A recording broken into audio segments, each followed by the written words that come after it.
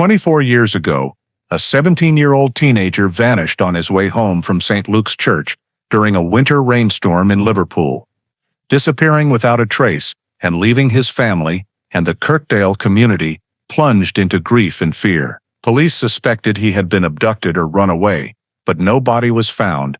There was no concrete evidence, and the investigation eventually stalled. However, throughout those years, a female inspector from the Merseyside Cold Case Unit never gave up, always believing that there was still an untold part of the truth in that story. Then one day, when an old house was being renovated, she discovered a detail that everyone had overlooked, a small detail, but enough to turn the entire case around and shock the whole city of Liverpool. Before diving deeper into this haunting story, let us know where you're watching from, and if you love cold cases like this, don't forget to subscribe so you don't miss the next video. In November 2001, the Kirkdale neighborhood of Liverpool was shrouded in the characteristic damp chill of a port city. Old red brick terraced houses lined up closely along the roads leading to the River Mersey, where the winter wind howled through narrow alleys, carrying the scent of salt and moisture. The Stockwell family lived at number 12 Sandon Grove, just a few blocks from St. Luke's Church. They were a family deeply involved with the parish, well known in the community for the gospel band they had formed together. On that Friday evening, after the regular choir practice, the church hall still echoed with the sounds of guitar strings and small drums. Charles Stockwell, 17 years old, the second son among 4 brothers, packed up his instrument earlier than usual. He put his guitar into a brown cloth bag, said goodbye to everyone, and said he would head home early to make it in time for dinner. Outside, the rain began to pour heavily, with wind from the docks whistling through the iron fences. Streetlights cast glows on the wet sidewalks, reflecting in long, distorted streaks of light. The last few churchgoers left, heads bowed as they hurried through the rain. Charles walked toward the residential area, his figure blending into the mist and the dim yellow lights. Back at the house on Sandon Grove,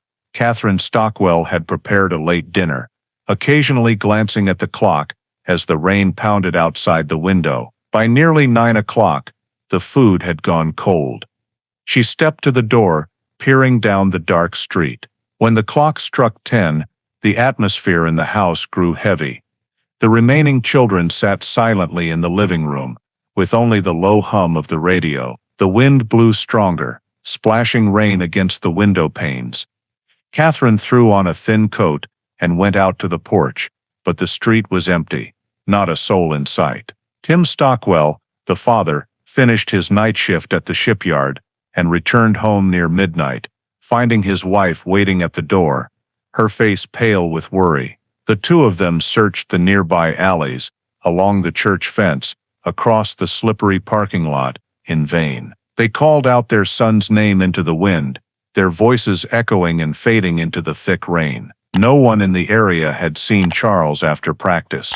The streetlights flickered and then went out completely as the clock passed midnight. Back in the cold house, Catherine trembled as she opened the phone book and picked up the landline. Her voice broke as she reported to the police that her 17-year-old son had disappeared since early evening, leaving no sign behind. On the other end of the line, the operator confirmed the details, advised her to stay calm, not leave the house, and wait for responding officers. The call was logged in the Merseyside police system at 3:57 a.m., classified as an emergency involving a teenager. Less than 10 minutes later, the information was forwarded to the Kirkdale area dispatch. Detective Sergeant Martin Hughes, on night duty at the regional headquarters, was assigned to the case.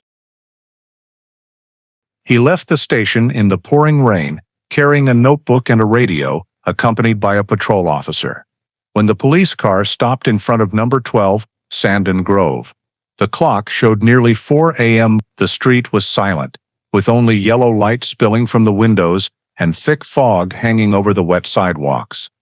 The front door was ajar. Catherine stood waiting, her face pale from staying up all night. Hughes introduced himself, showed his badge, and entered the living room, where her 2 younger children sat quietly at the table, eyes red from fatigue and worry. The father, Tim Stockwell, had just returned from his night shift at the shipyard, still in his rain-soaked uniform. The air in the house was thick with dampness and tension. Hughes opened his notebook and began recording basic information: full name, age, height, clothing, and items Charles had with him when he left St. Luke's Church. Catherine recounted that her son had attended the family band's practice and left earlier than the others, saying he would head home first. He walked as usual, carrying his brown cloth guitar bag, without stopping anywhere else. She paused, looking down at the floor, her voice fading as she said, "He was always on time." Hughes asked about friends or acquaintances he might have met on the way home, but she shook her head, saying her son had few social connections, spending most of his time at church and studying at home. He noted the statements, entered data into the report form, and assigned the case file code M0124-2001.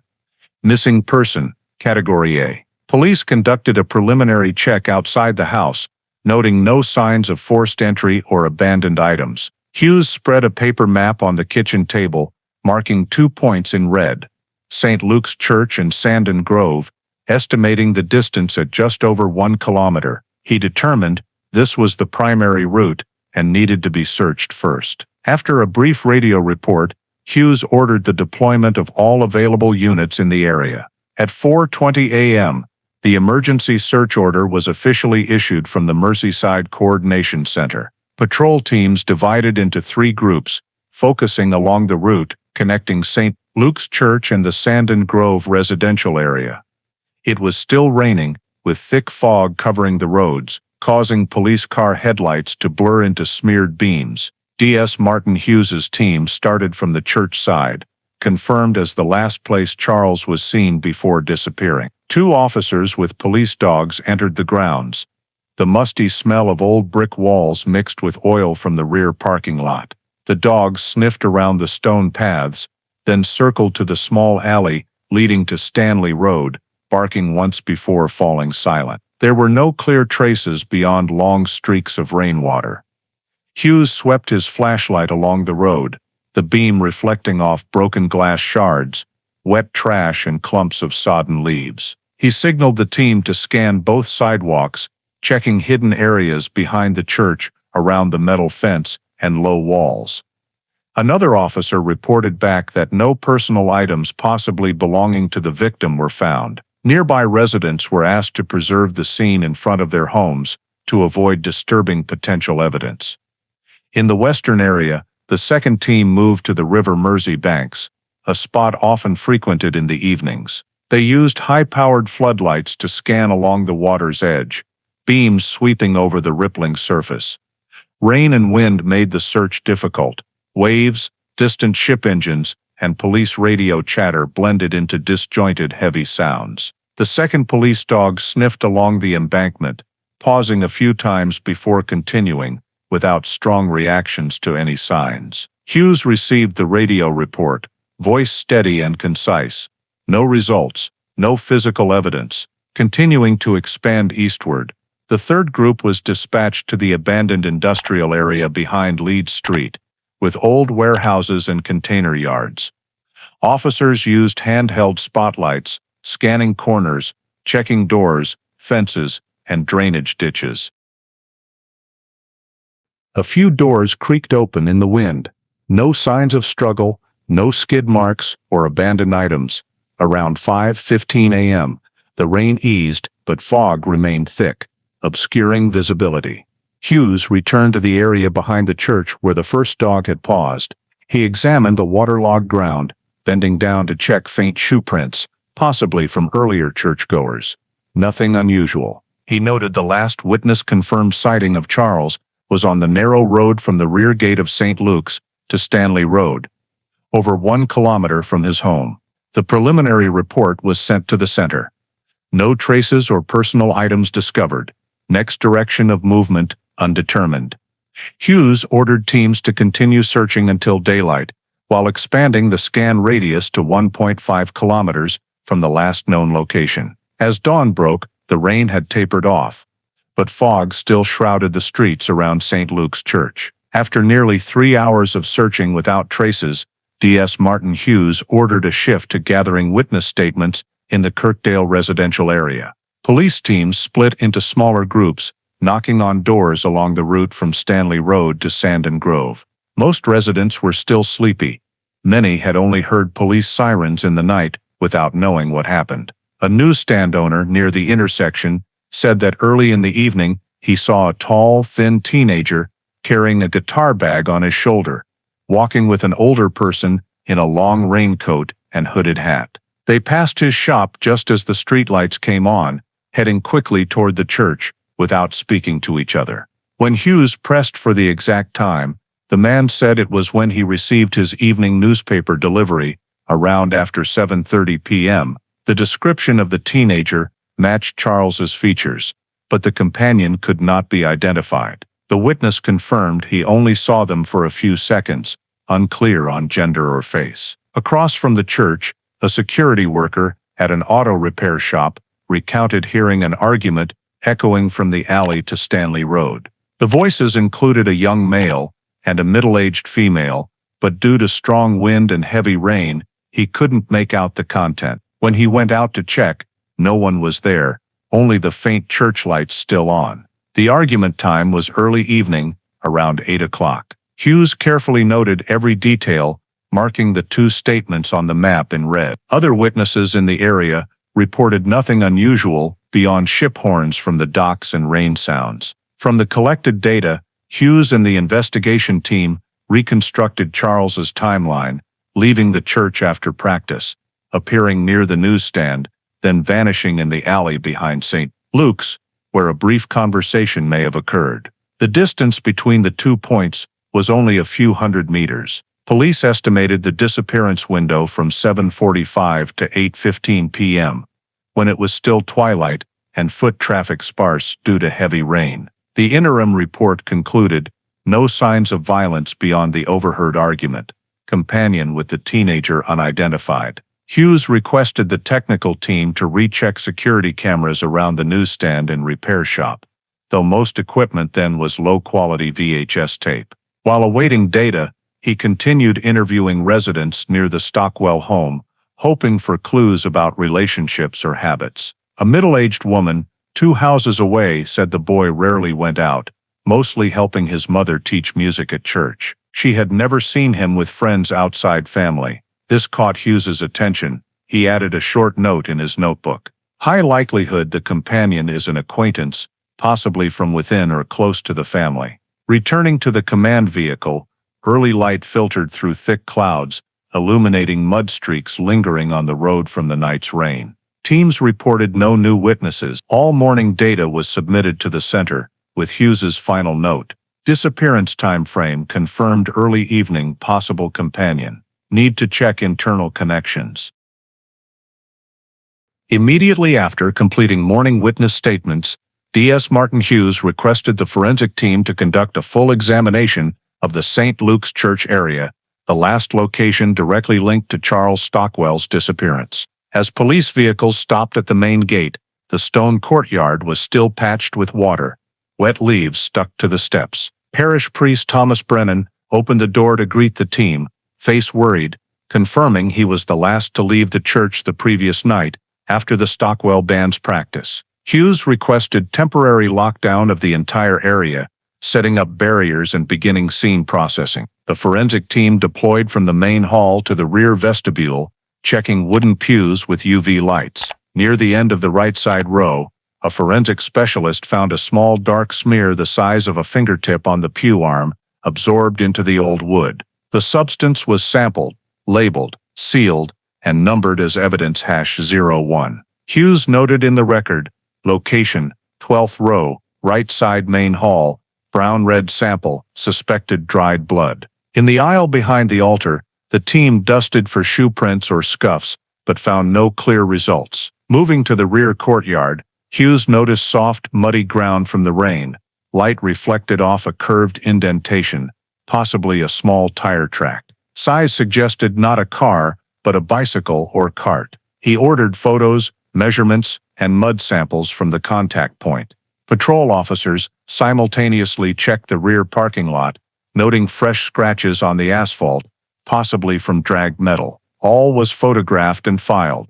Meanwhile, Hughes met Priest Brennan in the small side office to verify the list of attendees the previous evening. He provided a list of 84 Stockwell band members and 4 parishioners cleaning up after practice. All left before 9, except Catherine Stockwell, who returned about half an hour later, saying she forgot her son's sheet music. Brennan confirmed seeing her enter the main hall and leave shortly after, about 10 minutes, with no unusual sounds. Hughes noted this, marking the time within the disappearance window mentioned by other witnesses. Technicians completed the scene scan, collecting unidentified small fabric fibers stuck to the pew rail near the blood sample. All evidence was bagged separately, coded to match case M0124-2001. Hughes had a scene diagram drawn, clearly marking checked areas and possible entry as exit paths that evening. Before leaving, he asked the priest to suspend all activities at St. Luke's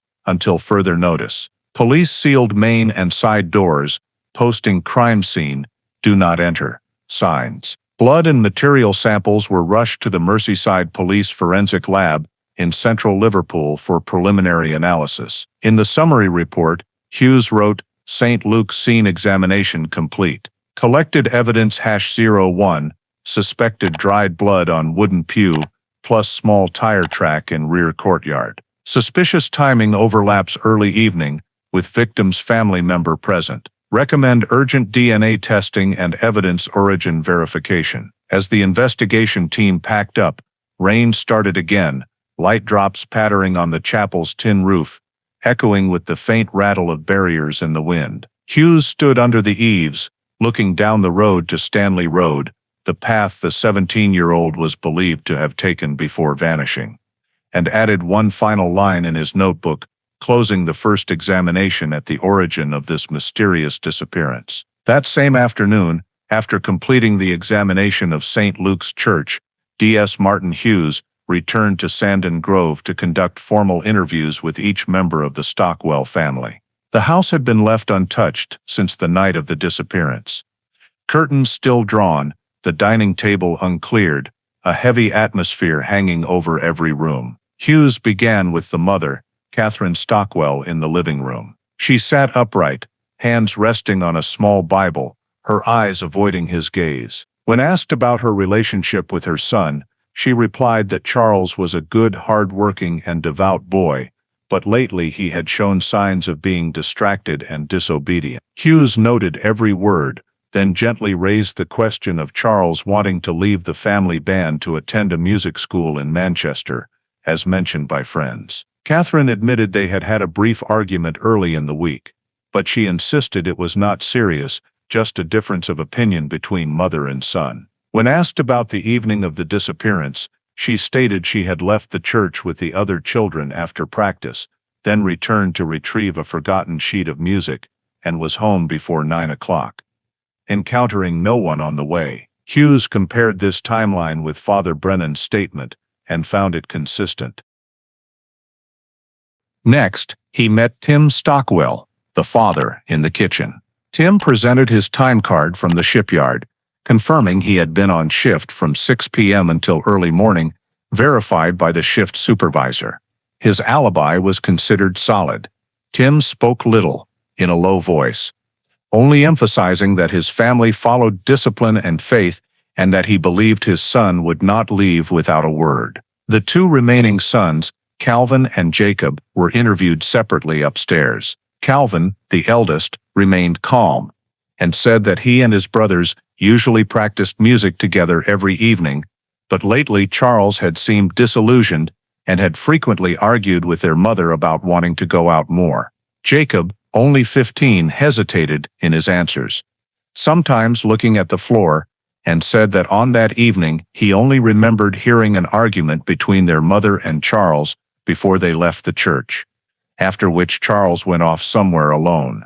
Hughes noted this detail, marking it in red in his notebook. At the end of the interviews, he stepped into the backyard to observe the house's structure. The exposed brick wall was old, but the foundation around the basement entrance showed signs of recent construction. When he requested to open the basement door for inspection, Catherine hesitated, saying the area was used to store old instruments and repair tools and held nothing of importance. Hughes noted her reluctance, then requested a formal search warrant under the provisions of the PACE Act. That afternoon, once the warrant was approved, the forensics team returned to conduct a preliminary inspection inside. The stairs leading down to the basement were damp, the ceiling light flickered, and the walls smelled of fresh plaster. A section of the eastern wall was clearly recently replastered, the cement noticeably lighter than the rest. The technician used a tape measure and tapped it. The sound was slightly hollow, but not enough to justify breaking it open. Hughes ordered photographs taken, recorded the location and time of discovery in the report, requested the basement area be temporarily sealed, and asked for detailed information from the homeowners about any recent repairs. Catherine stated the replastering was due to long-standing damp and mold, done a few weeks earlier by an acquaintance from the parish. The information was recorded but could not be verified immediately. As he left the house, Hughes glanced around the silent living room, where family photographs hung neatly on the wall, opposite the dust-covered piano. He closed his notebook, signed off on the interviews, and underlined the final note carefully. Conflict between mother and victim regarding leaving the band. Father's alibi confirmed. Anomaly discovered in basement, recently replastered area. Requires further attention. The next morning, under D.S. Martin Hughes's direction, the search operation was expanded beyond the Kirkdale residential area, focusing on old industrial zones, overpasses, and the banks of the River Mersey, areas with complex terrain and many deserted spots. A map of the area was spread across the hood of the command vehicle, and teams were assigned clear directions. The first team covered the industrial strip around Lead Street and the abandoned docks. The second swept along the riverbank from Stanley Dock to the Old Port area.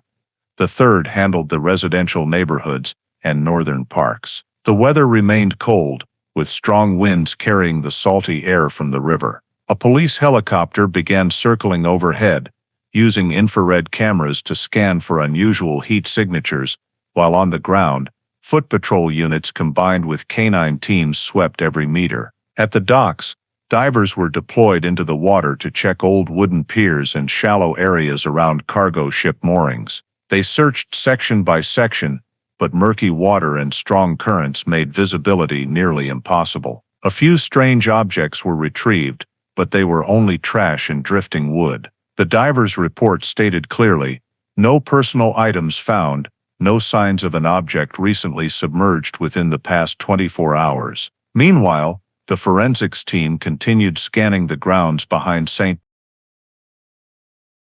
Luke's Church, where small tire tracks had been identified the previous day.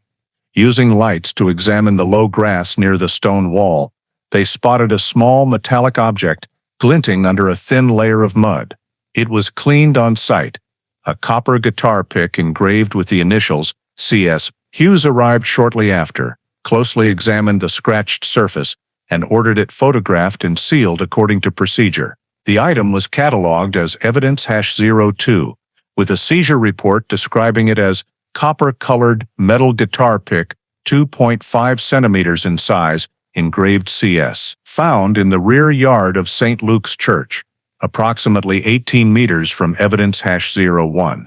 Additional mud samples adhering to the pick were taken for comparison with the previously discovered small tire tracks. When questioned again, Father Brennan confirmed the pick did not belong to the church, and no one in the parish choir used a similar type. Hughes suspected it might be Charles's personal item, but without forensic results, he simply noted owner not yet identified. Throughout the day, the search teams continued expanding westward, past Stanley Dock and rows of empty warehouses, using metal detectors in flooded areas. Deep mud, rusted wire, and scattered bricks made the work slow and grueling. The helicopter above swept its lights over main roads, but detected no suspicious movement. By afternoon, light rain returned, the wind grew stronger, and thick fog enveloped the entire riverbank. Hughes ordered a temporary halt to water searches and redirected manpower to checking every nook and cranny within a 1.5-mile radius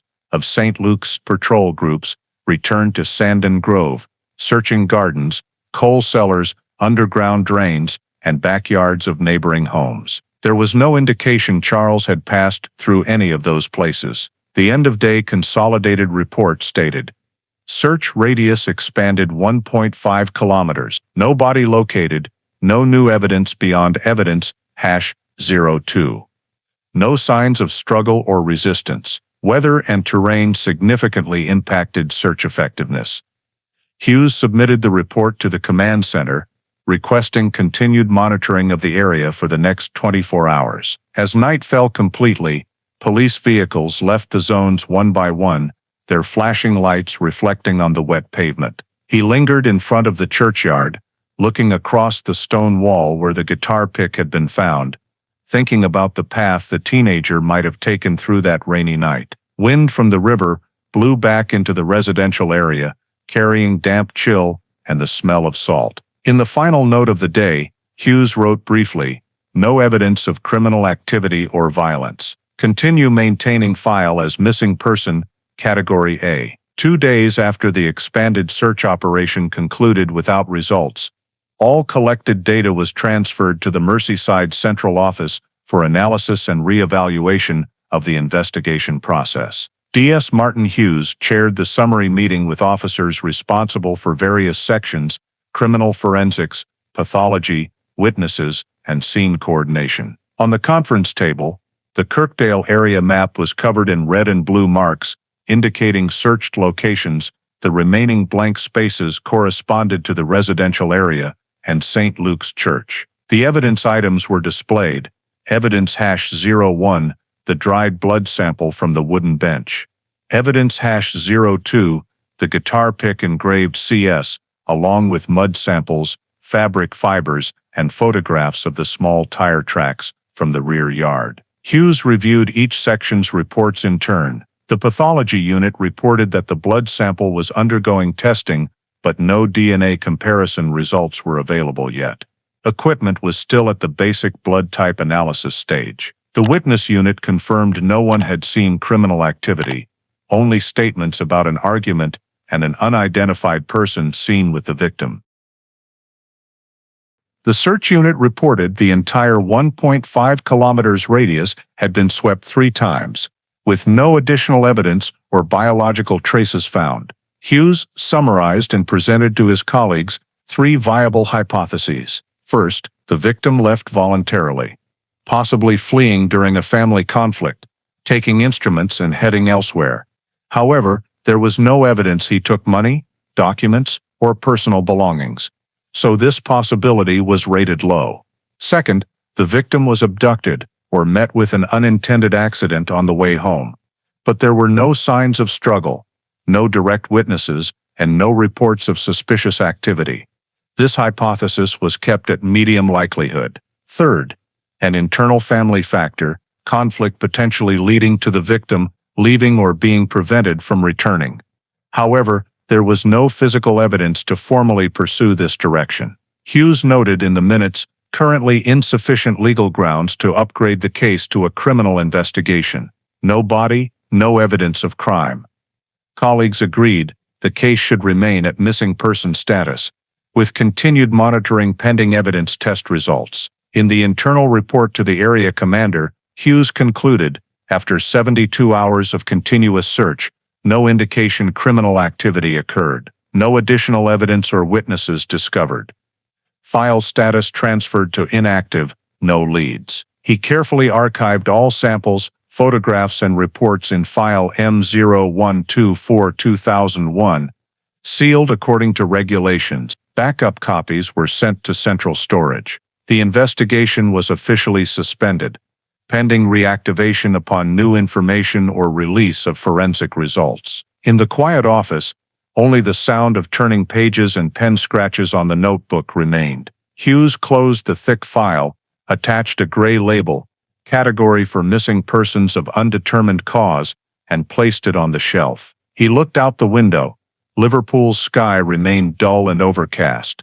Light rain drifting over rows of old rooftops. A disappearance without clues, an unanswered void, temporarily shelved in the Merseyside Police archives, with the brief final status line, inactive, no leads. After file M0124-2001 was officially transferred to inactive, no leads status, the disappearance of Charles Stockwell quickly slipped into the familiar silence of cases with no leads. In 2003, Merseyside Police only maintained periodic reviews of unsolved missing persons lists, and Charles's name remained in the group awaiting reactivation if new information emerged. However, for many months, no related reports or calls were received. The Stockwell family withdrew, almost completely isolating themselves from the Kirkdale community. The house, at 12 Sandon Grove, rarely had visitors beyond the occasional parishioner. Catherine continued teaching music on a small scale, but avoided mentioning her son's disappearance. Neighbors said she often kept the gate locked, opening it only when necessary to attend Sunday morning mass. The remaining children rarely appeared in public, and the family band ceased activity. News about the case, which had briefly appeared in local papers, gradually vanished from the missing persons sections. Inside Merseyside Police Headquarters, the file was archived according to procedure. All evidence, including the dried blood sample, guitar pick, fabric fibers, scene photographs, and search maps, was sealed in a metal box labeled Evidence, C14. Each box carried an identification code matching the original file number M0124-2001 and was stored in Evidence Vault C14 in the basement of the old administrative building. D.S. Martin Hughes's summary report was clipped to the front.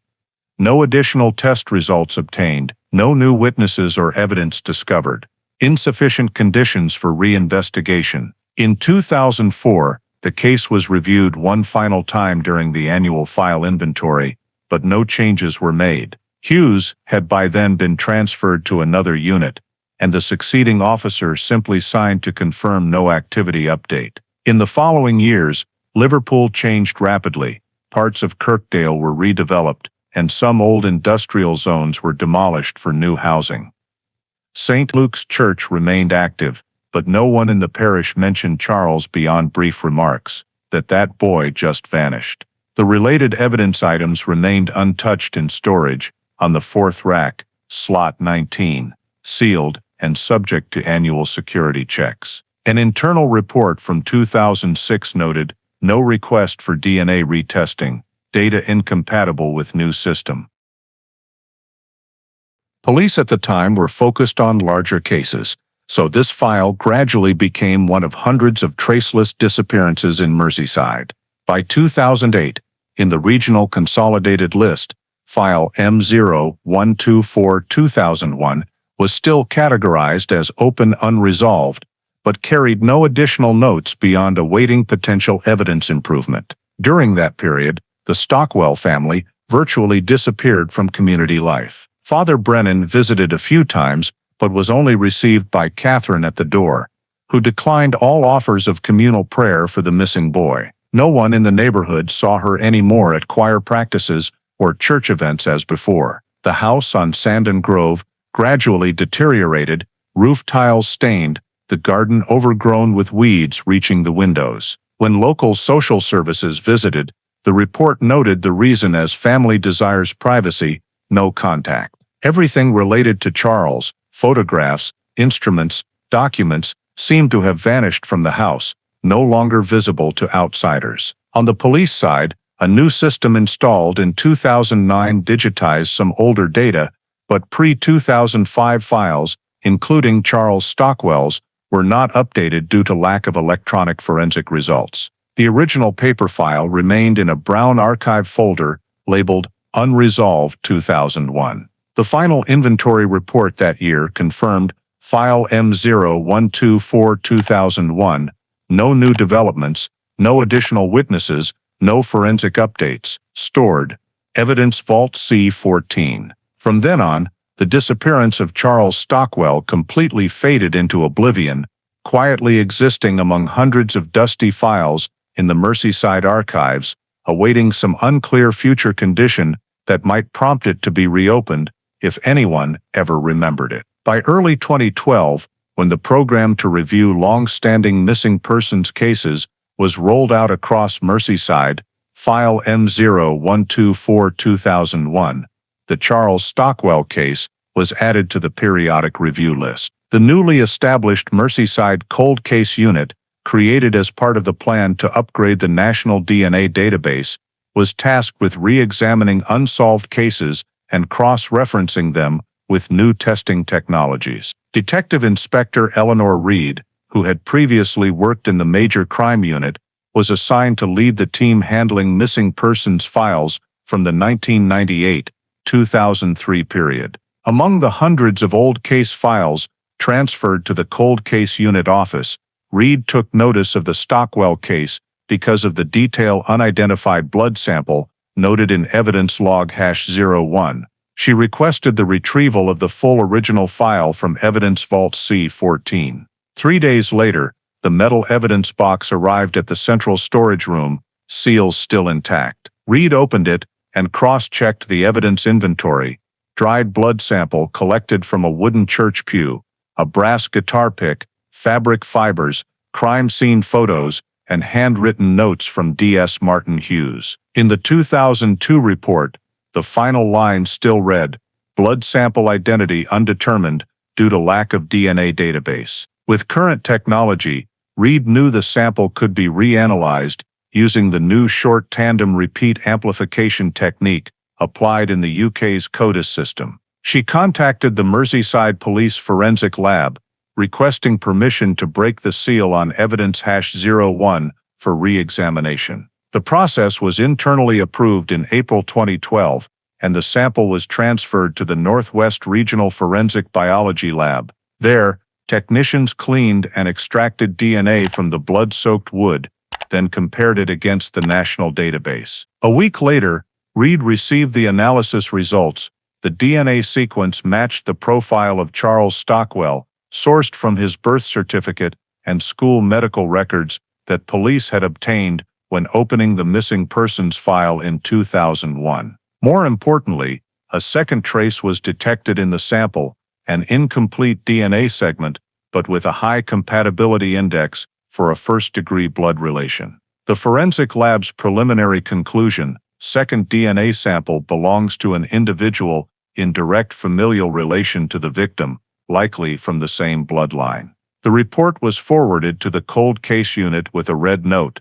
Results confirm at least 2 distinct individuals in Evidence #01. Reed read every page carefully, flipping back to D.S. Hughes' scene description of the bloodstain location in St. Luke's Church, right side pews, where the Stockwell band usually practiced. She noted in her workbook, presence of family member at scene not clarified in original file. Immediately afterward, Reed contacted the coordination unit to check records for Catherine, Tim, and the other 3 children, verifying whether any DNA samples had been collected from them during the 2001 investigation. The results showed none had been taken. This made the same bloodline DNA conclusion particularly significant. In her internal report to superiors, Reed stated, "New findings from Evidence #01 indicate the victim may have been injured or bled at the scene, with a blood relative present at the same time. Recommend reopening file M0124-2001 under suspicious circumstance status." The proposal was approved 2 days later. On May 17, 2012, the Stockwell file was officially labeled Cold Case Reopened. Evidence #01 was resealed and transferred to the Cold Case Unit's temporary storage for safekeeping. Reed began planning a comprehensive review of the disappearance that had been forgotten for over a decade. In her case log, she wrote the first entry for the new file: "Case requires full reassessment. Second DNA indicates internal involvement. Request retrieval and examination of remaining evidence, especially #02 and crime scene photos." The M0124-2001 file was placed on the desk, its old brown cover now bearing a new red label in capital letters: "Case Reopened, 2012." 2 years after file M0124-2001 was reopened, While the investigation was still in the phase of reviewing and verifying information, an unexpected development occurred. In March 2014, the house at 12 Sandon Grove, where the Stockwell family had once lived, was put up for public sale after Catherine moved to the suburbs. The new buyers, a young couple, began renovating the entire basement floor due to long-term dampness and water seepage. While dismantling old wall sections, the workers discovered a small section on the east side with cement of a noticeably different color from the rest. When they chipped away at the plaster, they found a thick layer of reapplied concrete behind it, with faint handprints on the surface. Suspecting something wrong, the foreman reported it to the homeowners, who immediately called local police. The report was forwarded to the Merseyside Cold Case Unit, where DI Eleanor Reed was handling the Stockwell file. Reed and the forensic team arrived at the scene without delay. The house was empty at the time, with a heavy musty smell escaping from the basement. High-powered lights were set up, and the entire area was cordoned off with yellow crime scene.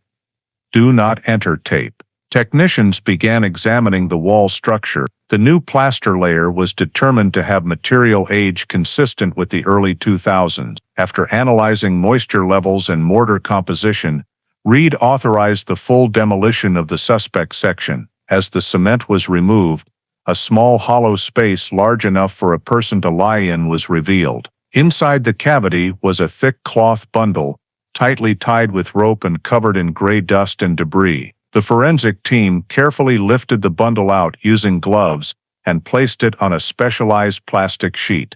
When the cloth was unwrapped, they found an old wooden box with a rotted lid. Inside, besides dry bones fragmented into pieces, were assorted items: a piece of gray-blue wool sweater, a darkened leather guitar strap, and a few illegible scraps of paper. There were no signs of metal objects or weapons. Reed stood beside the temporary workbench, closely observing every detail. The bone size and clothing matched the description of the 2001 missing person. The forensic team documented, measured, and collected bone samples for age and DNA testing. Each item was assigned a separate evidence code, from #03 to #07, with accompanying seizure records. The cloth bundle was resealed and placed in an airtight biological storage container. Beyond the wall cavity, technicians continued scanning surrounding surfaces, discovering multiple cement overlays on older brickwork, indicating the replastering occurred after the house's initial completion. One specialist noted clear tool marks, showing the cement was hand-mixed, not professionally applied. While checking the basement floor, they also found a long crack running to the wall base, where water seepage had caused black staining. Reed ordered samples of cement, mud, and paint from that area for dating comparison with old stored evidence. After 7 hours of continuous work, the team completed the scene exploitation. The preliminary report sent to headquarters stated, "Wall structure shows signs of unregistered modification, consistent with the time of the victim's disappearance. Recovered evidence includes remains, clothing, guitar strap, wrapping cloth. High probability, these are the remains of Charles Stockwell."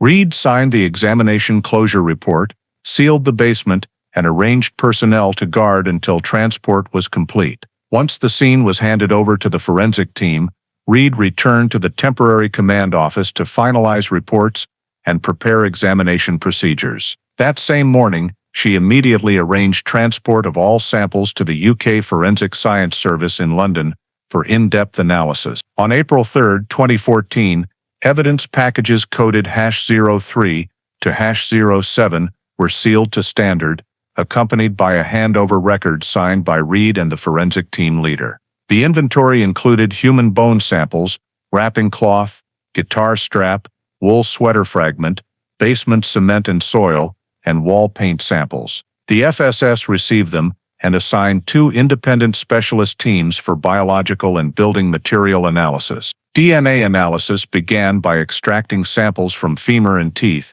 using next-generation whole genome sequencing to compare against national database records. After 7 days, initial results confirmed a 99.98% DNA match with Charles Stockwell's sample stored from the 2001 missing persons file, verifying the remains belonged to the victim. The team further determined gender, biological age, bone mineralization ratio, and decay level to estimate time of death. Based on calcium structure and collagen degradation, experts estimated death occurred between late November and early December 2001, matching the disappearance timeline in the file. Examination of the skull and rib cage showed no impact or mechanical injury marks, no cervical fractures, and no signs of direct violence. However, remaining soft tissue in the dried chest cavity showed strong contraction at death, combined with red blood cell deposits in nasal and tracheal sinuses.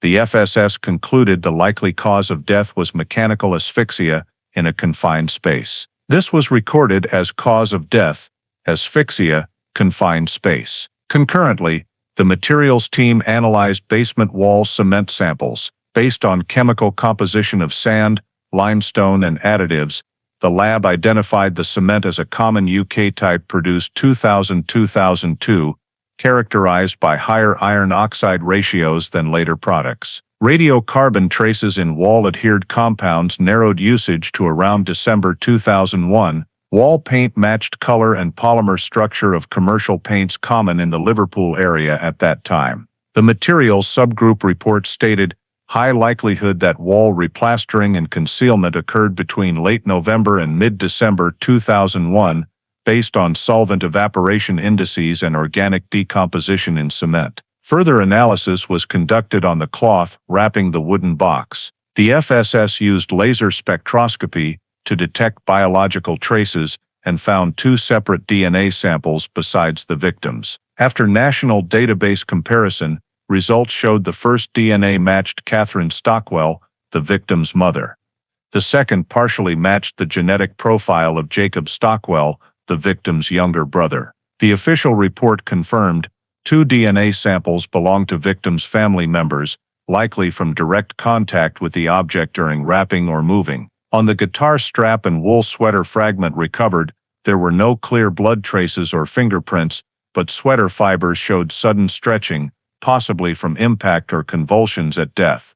The FSS also confirmed these items showed no signs of burning, cutting, or destruction, consistent with the conclusion of no violent attack. Cervical and upper jaw bones showed no strangulation or compression fractures, reinforcing death by oxygen deprivation rather than choking or hard object obstruction.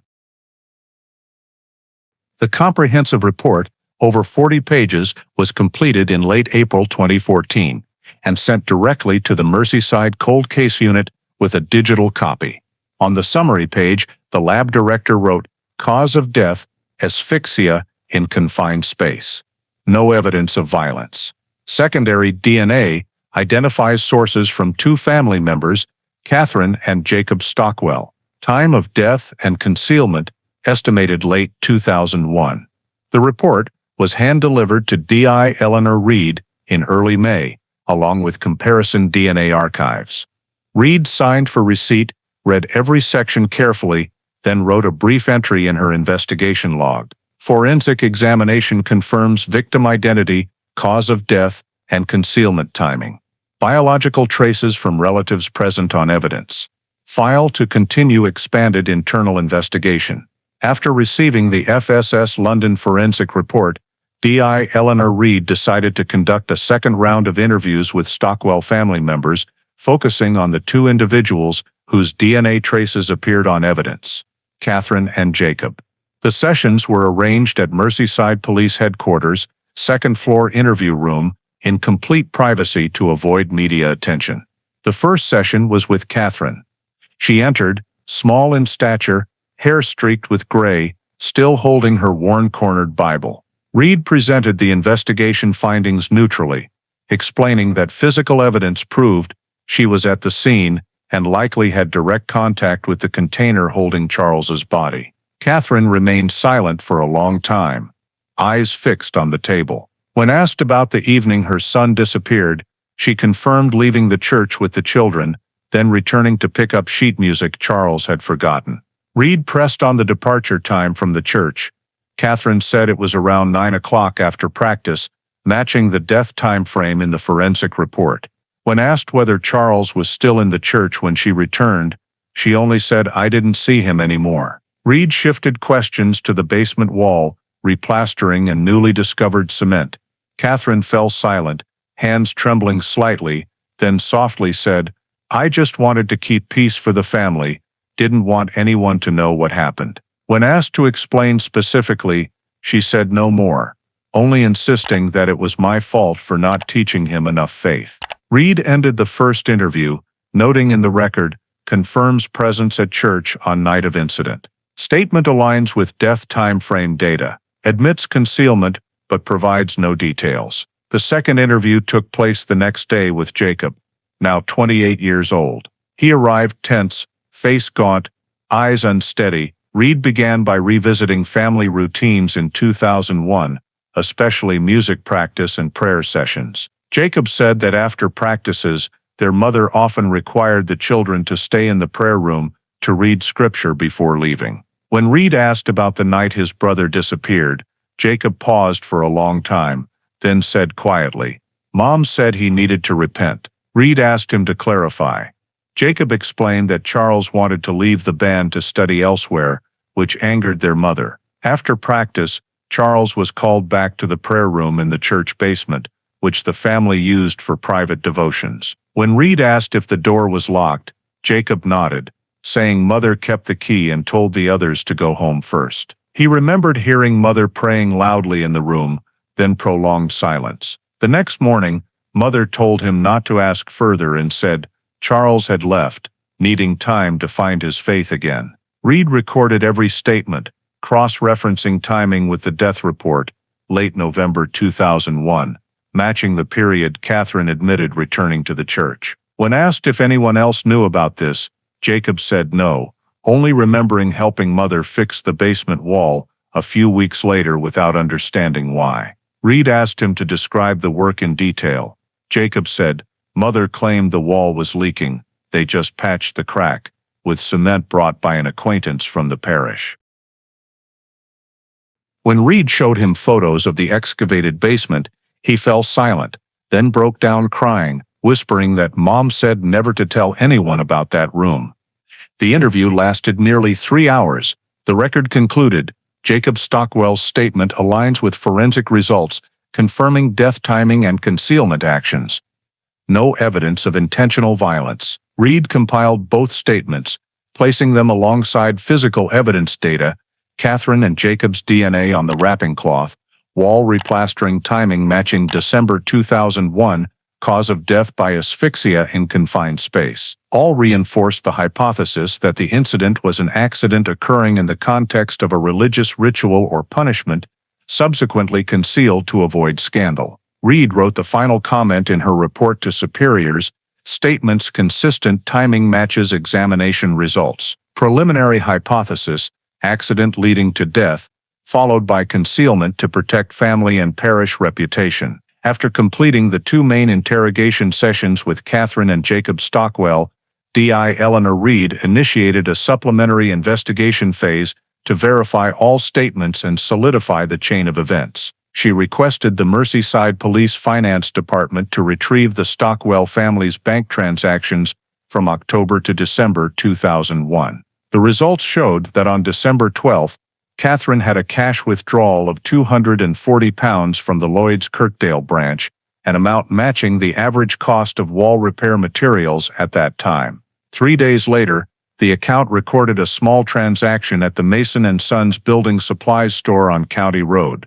When Reed cross-referenced it with the invoice stored in the store's system, the copy of the purchase receipt showed the transaction was made in cash, signed by the customer as C. Stockwell. For 2 bags of cement, a bucket of damp-proof paint, and a basic plastering tool set. The delivery date was recorded as December 14, 2001.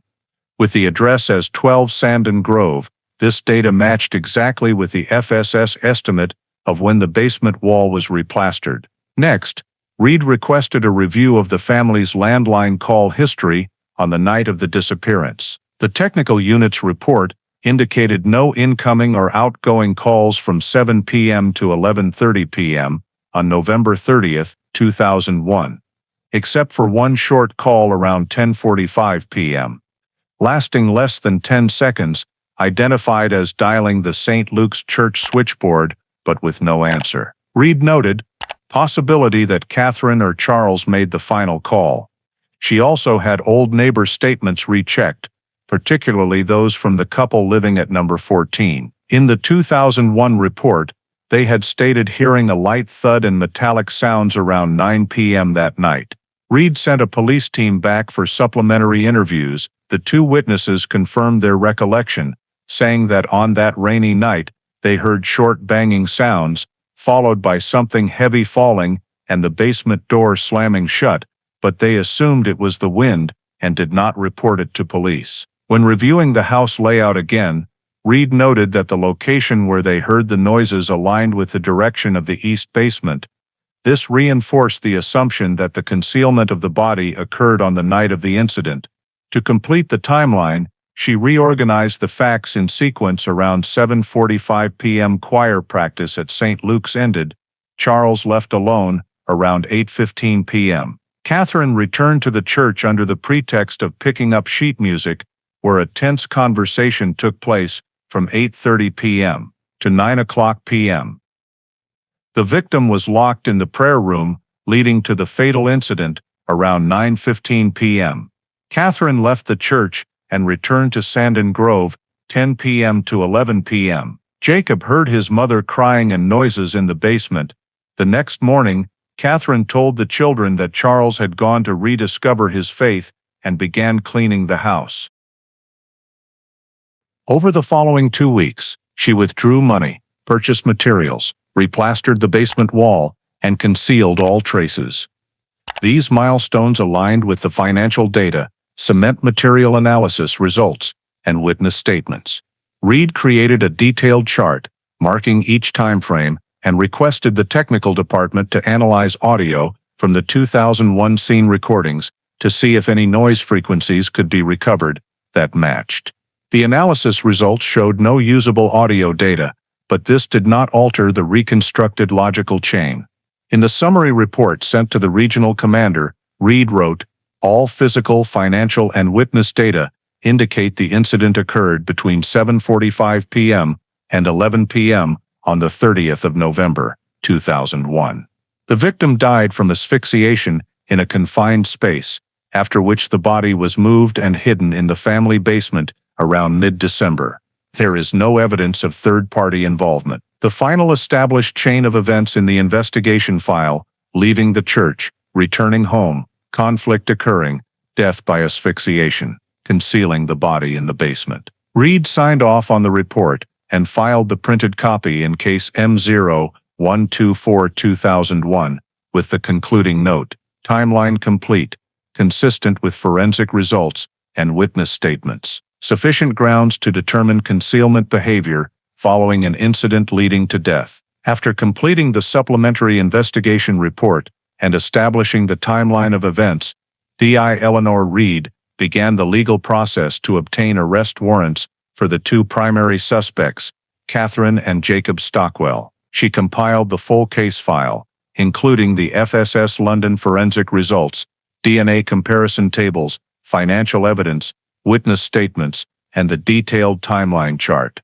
The summary submitted to the Crown Prosecution Service stated clearly, based on scientific evidence and verified statements, there are sufficient legal grounds to believe that Catherine and Jacob Stockwell engaged in perverting the course of justice and concealing a body, with the investigation scope expanded to potentially include manslaughter. The CPS reviewed the file over 2 days and formally approved the request for search and arrest warrants under PACE Act Section 18, the provision allowing detention and search of related residences when there is reasonable suspicion of evidence concealment.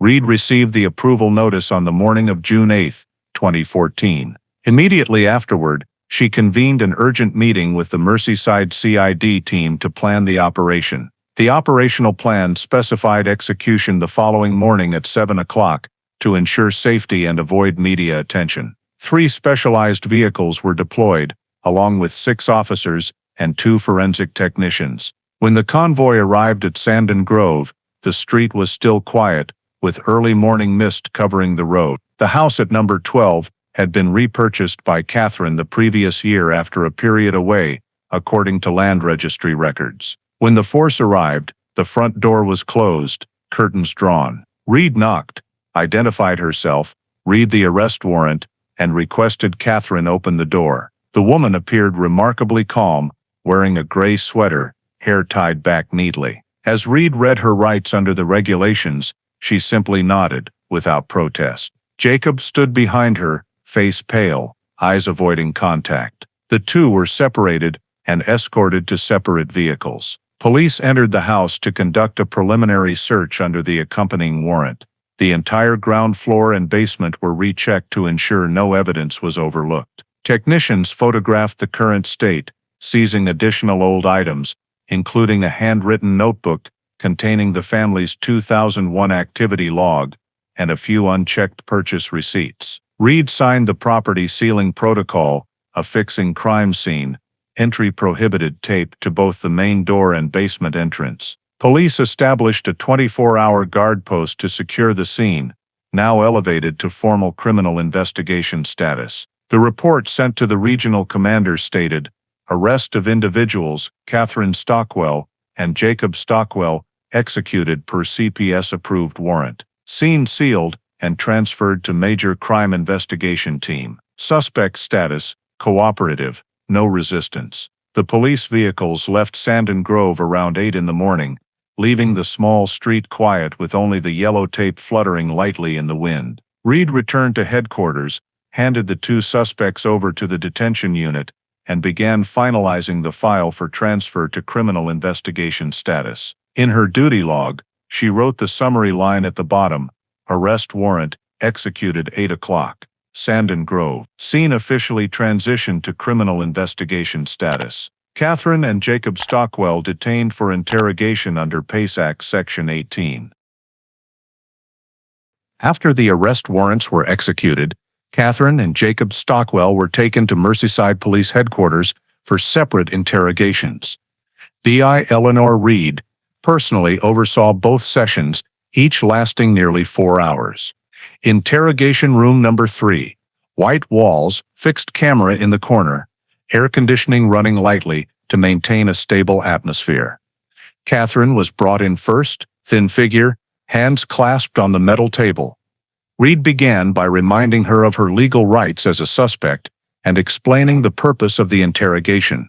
She presented the investigation results, Catherine and Jacob's DNA, on the body wrapping fabric, the December 2001 wall repair material purchases, and witness statements about noises on the night of the disappearance.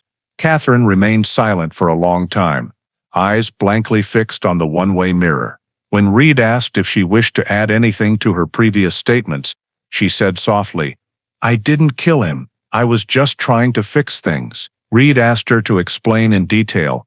Catherine sighed and recounted that on that night, after choir practice, she and Charles had argued fiercely at the church over his desire to leave the choir to study away.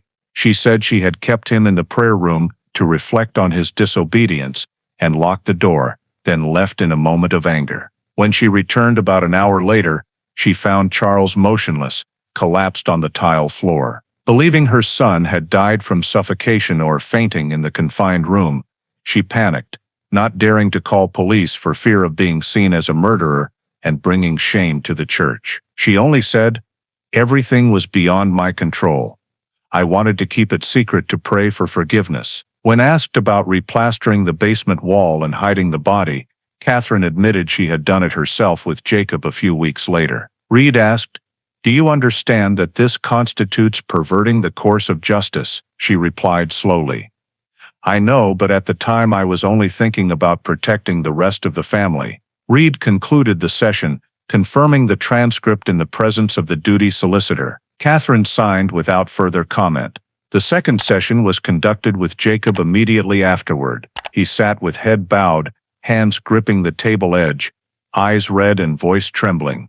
Reed reviewed the entire sequence of the disappearance night to cross-check with his mother's account. Jacob stated that evening his mother had told him to go home early with the younger siblings, leaving only Charles behind to pray. Around after 10 p.m., his mother returned, clothes wet from rain, saying nothing except "it's all over." A few days later, she asked him to help repair the basement wall, mixing cement and replastering the east section. He said he didn't know what was in there at the time, but as he grew older, he began to suspect. Reed asked if he had participated in moving the body. Jacob denied it, saying that when working in the basement, everything had already been wrapped. When informed his DNA was on the wrapping, he bowed his head and said, "Maybe from touching it while helping Mom, I didn't know what it was." Reed maintained a calm demeanor, confirming that he understood this statement amounted to admitting involvement in concealing the body.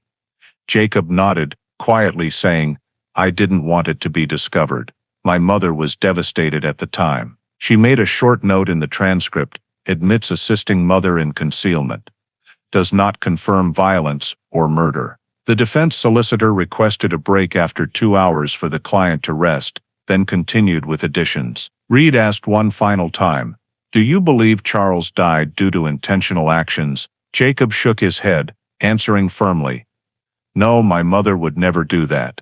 It was all an accident." Both transcripts were printed, bearing signatures from the suspects, solicitors, and supervising inspector. In the summary report to the CPS, Reed stated clearly, both suspects admit to concealing Charles Stockwell's body in December 2001, but deny murder. No physical evidence of violence. Cause of death determined as asphyxiation in a confined space, consistent with statements about the incident in the prayer room. She attached all transcripts, DNA test results, timeline chart, and physical evidence. The file was formally transferred to the Crown Prosecution Service to proceed with prosecution for perverting the course of justice and concealing a dead body under the law. As she left the final interrogation room, Reed closed her notebook, signed the last page of the day's report, and drew a red line under the brief note. Statements confirmed, forwarded to CPS for prosecution. The Stockwell case trial opened at Liverpool Crown Court in early November 2014, nearly 13 years after Charles's disappearance and 6 months after Catherine and Jacob's arrests. Courtroom number 2, in the old stone building on Derby Square, was packed. Local press and a few national newspapers sent reporters to cover the case due to its unusual nature, a long unsolved missing person case, resolved with charges of concealing a body in the victim's own family home. Presiding over the trial was Judge Nigel Stanton, who maintained a grave demeanor, listening to the entire opening presented by the prosecution. Leading the prosecution was Crown Prosecutor Helen Clark, who read the formal indictment, stating that defendant Catherine Stockwell was charged with 2 counts perverting the course of justice and manslaughter by gross negligence. Defendant Jacob Stockwell was charged with aiding in concealing the body. Clark presented to the jury of 12 members that scientific evidence and statements showed Charles Stockwell died in the confined space of St. Luke's Church, where only his mother had the key. DNA analysis confirmed the presence of Catherine and Jacob on the evidence. The body wrapping fabric, while financial transactions proved Catherine purchased cement, paint, and wall repair tools just 2 weeks after Charles was reported missing. The prosecution displayed crime scene photos, the timeline chart, and samples of plaster taken from the basement. All evidence aligned with the FSS London conclusion: cause of death asphyxiation in a confined space, no signs of assault. Clark argued that Catherine, in anger and religious fanaticism, had confined her son in the prayer room to discipline him, leading to fatal consequences. Then, with her younger son Jacob, concealed the body to avoid scandal. Concluding her presentation, she said clearly, this was not premeditated murder, but reckless conduct causing death, followed by deliberate concealment, lasting over a decade. Catherine's defense counsel, Douglas Haynes, opened his argument by asserting that his client acted in panic after an unintended accident. He maintained Catherine had no intent to harm her son, and that Charles's death was a family tragedy arising from blind religious faith and ignorance. Haynes emphasized no evidence showed Catherine attacking or using violence. He cited the forensic report, confirming no mechanical injuries, no broken bones, no bruises, and that DNA did not prove criminal acts beyond her presence at the scene. Counsel argued the concealment was the act of a desperate mother fearing conviction, not deliberate evasion of justice.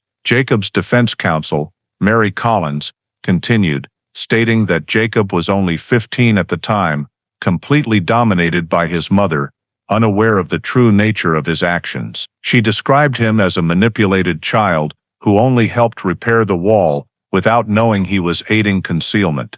Collins concluded by appealing to the jury's compassion.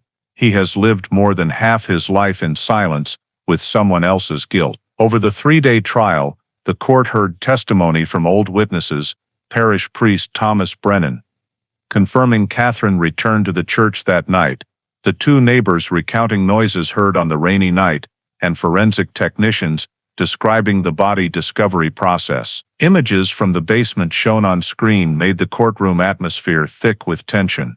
When it was her turn, Catherine only said briefly to the court that she accepts responsibility for what happened, but cannot bring her son back. In closing, the prosecution emphasized that the truth concealed for 13 years proved this was not a momentary reaction, but deliberate erasure of evidence. A mother, even in grief, had the choice to call police, but she chose to hide the truth and let the family live with the lie. Haynes responded calmly, arguing that charging manslaughter was excessively harsh for a woman who had lost everything. On the final day, Judge Stanton instructed the jury to retire for deliberation. After nearly 5 hours, they returned with the verdict: Catherine Stockwell guilty on both charges, manslaughter by gross negligence and perverting the course of justice. Jacob Stockwell guilty of concealing the body, but not aiding in the death. The judge read the verdict in the silent courtroom. The court recognizes this case stems from grave errors in belief and fear, not malice, but its consequences are irreversible. He announced the court would take time to consider specific sentences, while praising the Merseyside Cold Case team for restoring the truth after over a decade. As she was escorted out, Catherine only turned back to look at Jacob once, saying nothing. Reed, seated in the back row reserved for police, closed her notebook, quietly watching the ceiling lights reflect on the cold stone floor, the final resting place of a case once just a faded entry in the archives. Missing person, no leads. 2 weeks after the jury delivered its verdict, the formal sentencing hearing reconvened at Liverpool Crown Court on the morning of November 24, 2014. Courtroom number 2 was once again packed, mostly with reporters and members of the Kirkdale community who had followed the case throughout the trial. Judge Nigel Stanton presided, reading a summary of the interrogation results, testimonies, and mitigating circumstances, emphasizing that Catherine Stockwell's actions, though without murderous intent, still demonstrated a serious disregard for human life and the law. He began with a calm opening statement. The court has considered all the evidence, including forensic examination results, witness testimonies, and circumstantial factors. The defendant's actions did not stem from violent motives, but the consequences were irreversible. The prosecution representative reiterated that the case had been concealed for 13 years, making the investigation extremely difficult while causing long-term harm to the community and the reputation of the local judicial authorities. The defense counsel presented final mitigating factors, asserting that Catherine had cooperated fully throughout the investigation, expressed profound remorse, and was now elderly with poor health. Jacob was defended on the grounds that he was merely a teenager under psychological influence and had not been proactive in concealing the body. After hearing from both sides, Judge Stanton delivered the sentences. He declared Catherine Stockwell guilty of manslaughter by gross negligence and obstruction of justice, imposing a combined sentence of 20 years in prison. He stated clearly, "You are not a murderer, but you placed your faith in the wrong place, and your decision to keep your son's death secret was unlawful. The court cannot overlook the consequences of that silence." Jacob Stockwell was sentenced to 10 years suspended, along with mandatory psychological treatment and community supervision under the provisions of a rehabilitation order. In the judgment, the judge noted that Jacob had lived more than half his life, burdened by guilt, and was the only one who had cooperated honestly with the police. He concluded, "The court hopes this sentence closes a dark chapter, but also serves as a reminder of the consequences of concealment and fear." When the sentences were announced, Catherine stood silently, her hands tightly gripping the edge of the dock. Jacob bowed his head, eyes red, saying nothing. A few people in the public gallery began to cry as the judge ordered the police to escort the two defendants from the courtroom. DA Eleanor Reed, seated in the back row, quietly opened her duty notebook and wrote the final entry for the case. Verdict: Catherine Stockwell, 20 years imprisonment. Jacob Stockwell, 10 years suspended and mandatory treatment. File M012-4-2001 officially closed. She signed the summary report, confirming that the case status in the Merseyside police system was updated to solved, 2014. The exhibits, including forensic reports, DNA evidence, and crime scene photographs, were transferred to the Special Archive for concluded cases. Reed's comprehensive report, submitted to the regional commander, stated, "The Stockwell case is closed after 13 years. Cause of death, determined as asphyxiation in a confined space. Concealment of the body proven and prosecuted in accordance with the law. No further suspects or additional evidence." As Reed left the courthouse, the Liverpool sky was overcast, with a cold wind from the River Mersey blowing along the old streets. She paused on the stone steps, looking at the building's facade, where golden lights reflected on the glass windows, and added one final line to her duty log before closing the book. Stockwell case. Completed. Closed. Status: solved. 2014.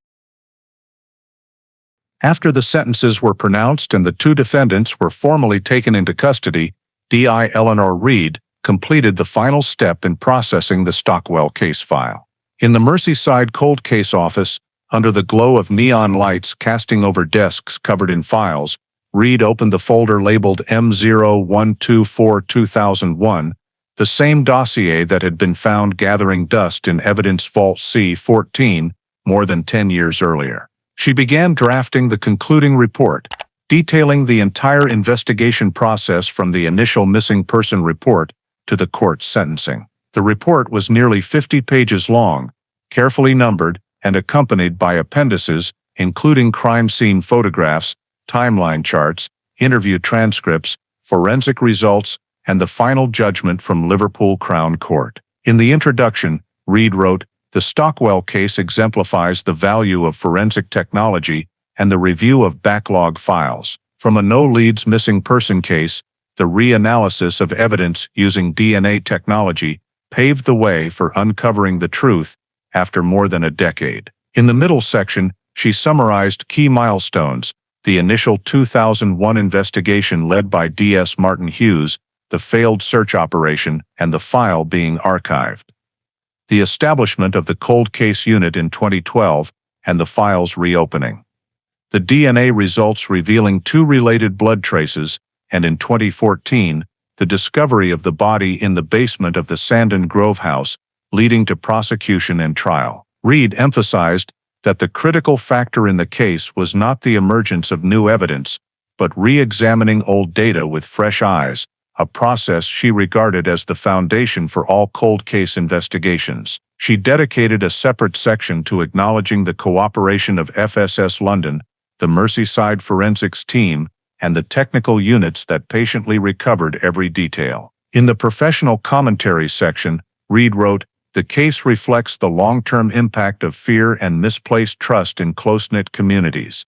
The legal process proves that no matter how much time passes, the truth can still be established if evidence is properly preserved." She signed it, stamped it for authentication, and sent copies to the Regional Investigation Commander's office, while transferring all exhibits to the Merseyside Police Exemplary Storage Department. The steel file box was relabeled Closed Case, M012-4-2001, Stockwell Investigation, and on November 28, 2014, placed in the Specialized Archive for Exemplary Cold Case Investigations. The electronic files were scanned, stored in the internal system, encrypted, and backed up to the central server. Reed submitted the final comprehensive report to the Home Office with the note, "Case completed, subjects prosecuted and sentenced. Final status, case closed, solved 2014. That same afternoon, she cleared her desk, placing the completed file on her personal shelf alongside other files marked in red reopened and solved. Before leaving the office, Reed paused at the window overlooking the Liverpool docks, where the late afternoon light shimmered on the River Mersey. In her personal notebook, she wrote the final entry for the case that had occupied 2 years of her work. Case M0124-2001, concluded. The Stockwell case resolved after 13 years, confirming cause of death, establishing legal responsibility, and restoring the missing person record. Added to Merseyside Cold Case exemplary list. As the office lights gradually dimmed, the file box sat silently on the shelf, marking the complete closure of a case that had once been shrouded in darkness. The final status line in the regional investigation system was updated. Case M0124-2001, closed 2014. The Stockwell case, which took place in Kirkdale, Liverpool, was not only a criminal file closed after 13 years, but also a mirror reflecting many issues in contemporary British society, where the line between faith, honor, and legal responsibility can sometimes become fragile. The story of Catherine Stockwell, a mother who placed faith above love, shows how silence and fear can drive people to conceal even the most painful truths. Her decision to lock her son in a prayer room, believing it was the right way to discipline him, led to an irreparable tragedy. Today, in the context of the UK focusing on mental health, emotional education, and children's rights, this story reminds us of the consequences of placing extreme beliefs above dialogue and empathy. Catherine's silence, and that of the community around her, also highlights gaps in early detection and intervention for signs of family distress. In a society like the UK, with numerous support channels from local authorities, churches, to family counseling organizations, seeking help is not a sign of weakness, but an expression of responsibility. The Stockwell case closed with prison sentences, but the lesson it opens for everyone is no honor or faith is worth more than human life. In a multicultural, multi-religious society like the United Kingdom, what is most essential is not perfection in belief, but the ability to admit mistakes, share and seek support before tragedy strikes. The truth, even if late, remains the only foundation for justice and compassion to coexist. Thank you for following to the end of the story about the Stockwell case, the journey to rediscover the truth after more than 13 years buried in silence. Please subscribe to the channel to join us in continuing to explore other cold cases across the UK, where justice always finds its way back, no matter how long it takes.